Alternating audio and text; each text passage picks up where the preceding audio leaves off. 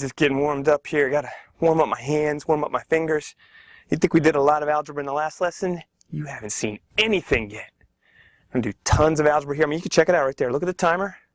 We're gonna be here for a while. So you gotta warm up those hands, warm up your arms. You know, you should warm up your pencil too. I'm gonna warm up my pen. Got it right here. I'm gonna spin it around a little bit, toss it in the air, get it all warmed up. All right, got the pen warmed up. We are ready to go. What we did in that last lesson was we took x plus y, raised it to a bunch of different powers, and this is what we got.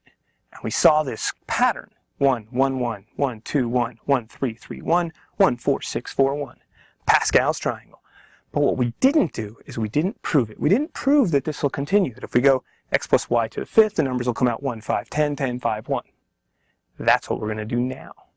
Because we have to prove it in order to know it. In order to know it continues, so we can use this pattern to do x plus y to the 6th, 7th, and so on. We certainly don't want to multiply out each one of those cases. If we wanted to show that it works for every single possible power, we'd literally be here forever. So instead, we're going to try to find a way to prove it for all of them at once. But what are we trying to prove?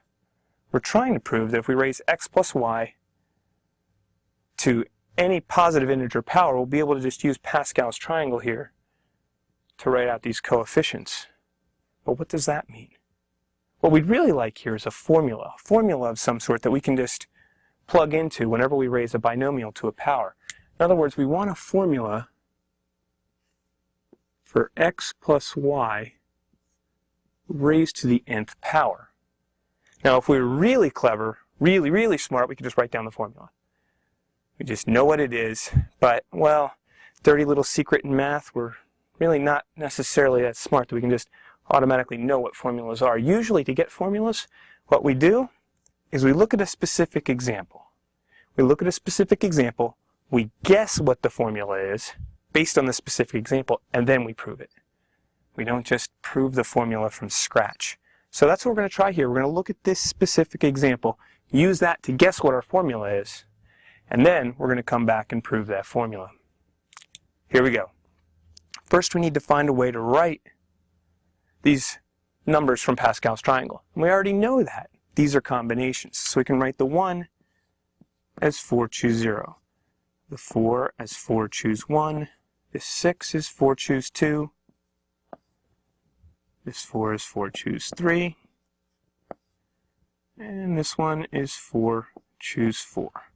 And now we look at this to try to figure out what our formula up here is.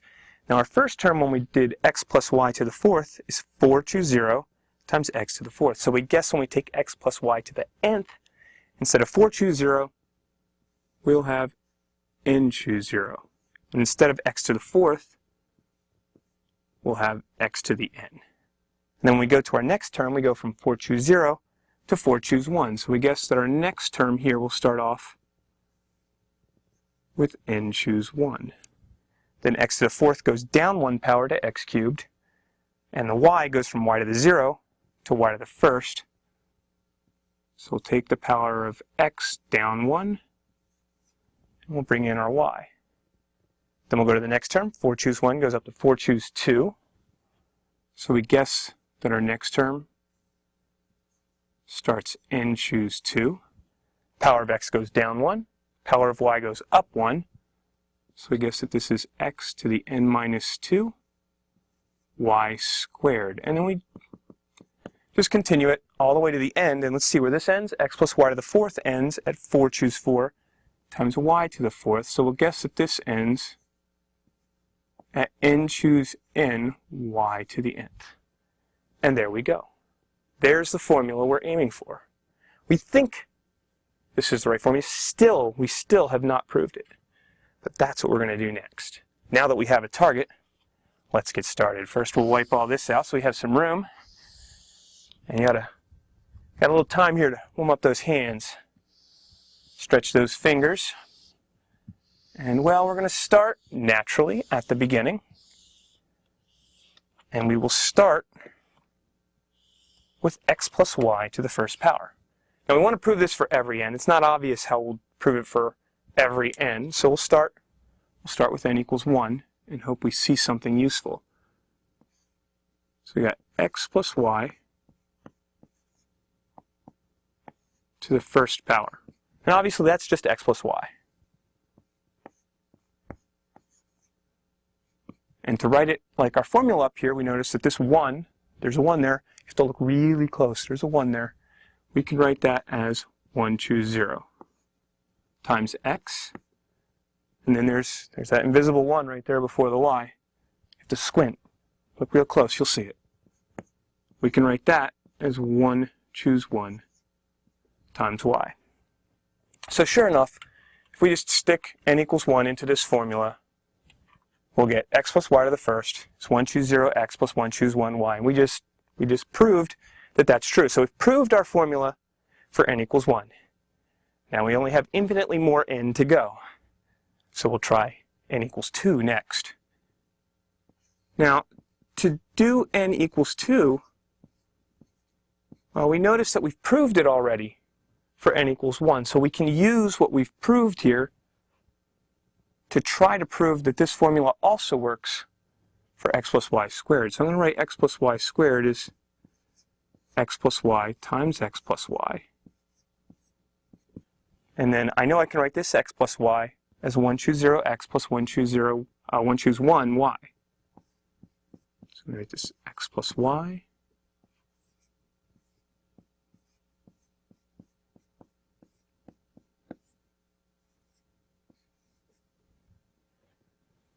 So now I'll just multiply this out. I have x times all this stuff in here.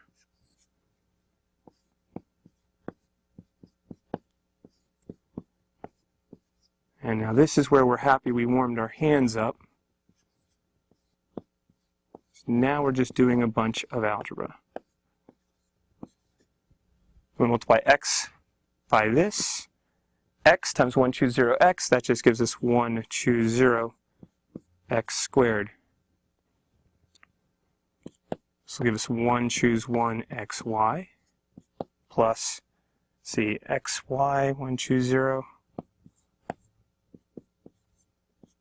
y times 1, choose 1 times y, 1, choose 1, y squared.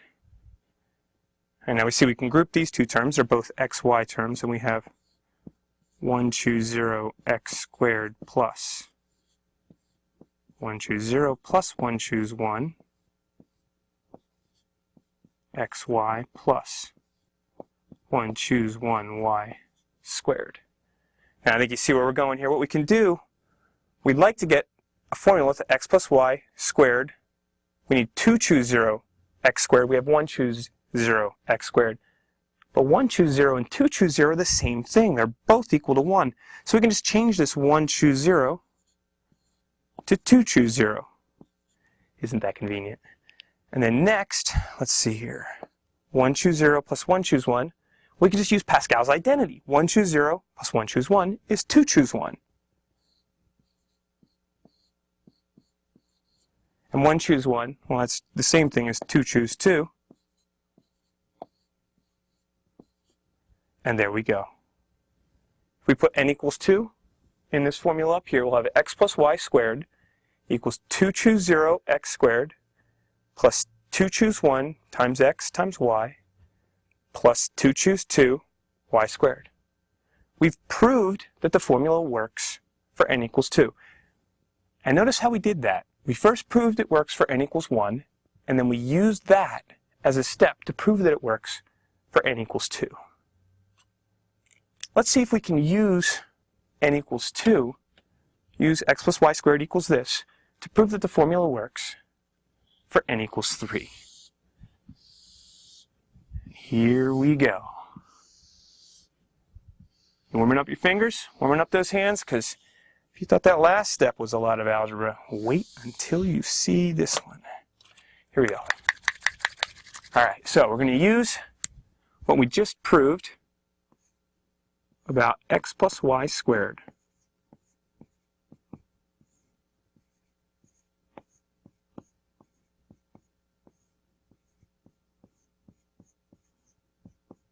All right, and there it is. This is what we just proved. And we're going to try to use this to show that this formula works for x plus y cubed. Take another step forward. So x plus y cubed is just x plus y times x plus y squared. And we know that we can write x plus y squared like this, because that's what we just proved. Your hands getting tired? Yeah, mine are getting a little tired too. Let's see. So I'm going to go ahead and write x plus y squared is this. 2 choose 0 x squared plus 2 choose 1 xy plus 2 choose 2 y squared. Whew. Now I just got to multiply this out. Doesn't look like much fun, but okay, x times all that. And we hope that we'll get lucky. And that something good will happen.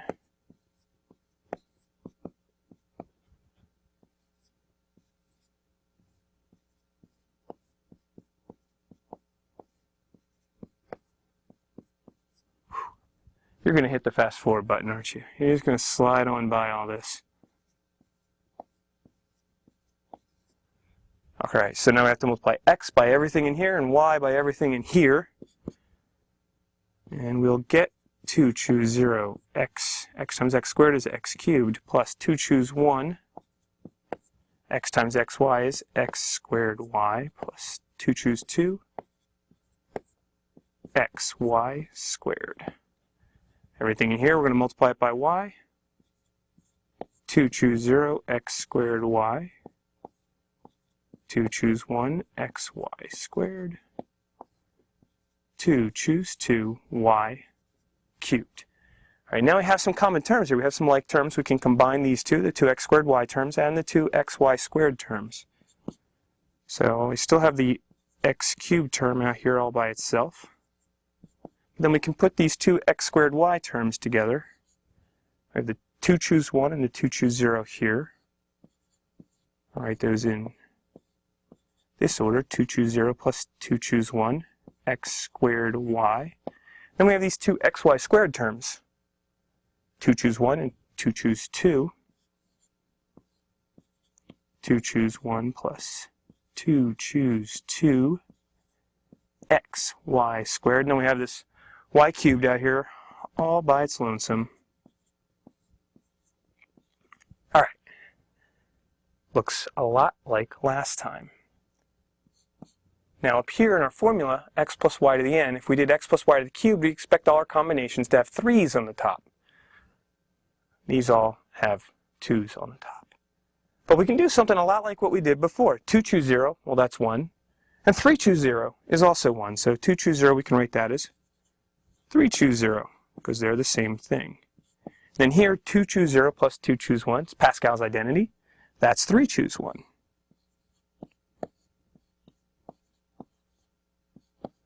2 choose 1 plus 2 choose 2, 3 choose 2.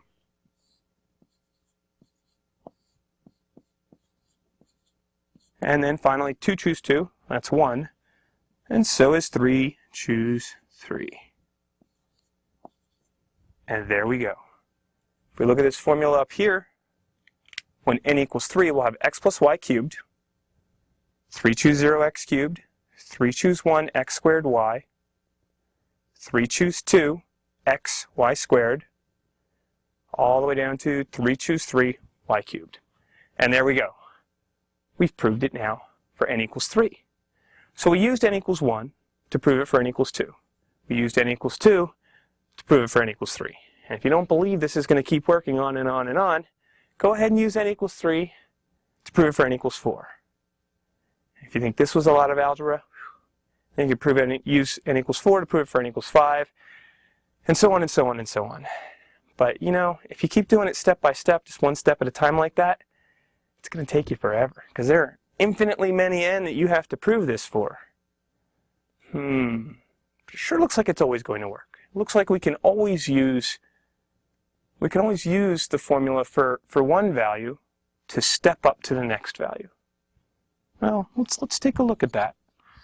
Instead of continuing on doing infinitely many steps to go from 3 to 4, 4 to 5, 5 to 6, we don't want to do that. But we think we can always step up one at a time. What does that mean? Well, we think that if we can prove this is true for some number, say k. So suppose we've proved it for x plus y to the k. And we've proved this.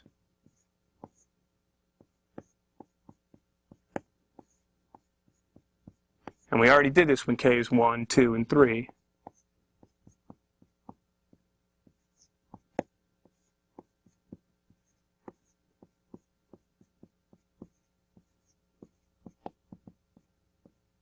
What we'd like to do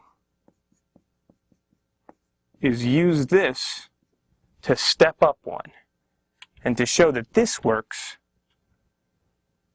when we expand x plus y to the k plus 1. I'd like to show that we can always make this step. We can always go from x plus y to the k up to x plus y to the k plus 1.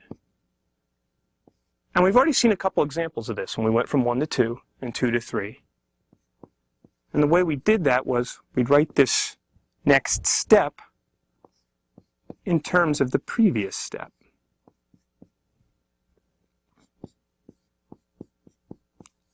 And then we'd use what we proved about the previous step. We're assuming we've already proved this, so we can put this down here. We can substitute it right in.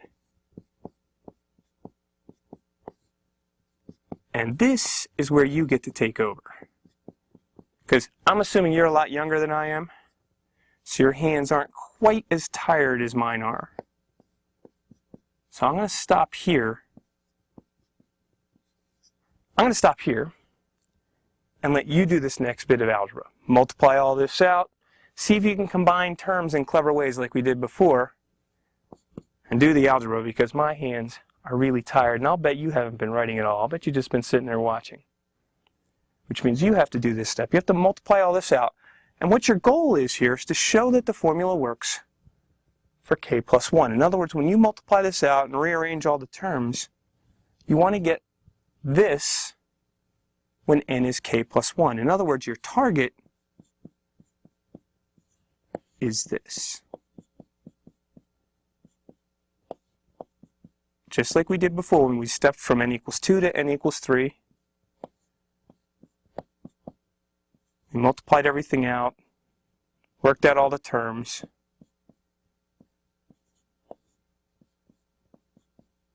and we got our next step.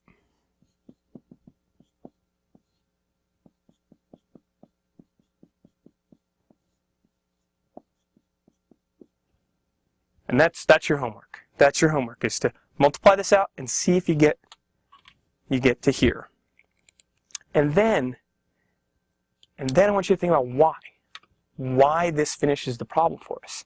Take a close look at it. Look what we're doing here. We're saying if it works for n equals k, then we can multiply it through, we'll do all this algebra, wear out our hands, and show that it also works for n equals k plus 1.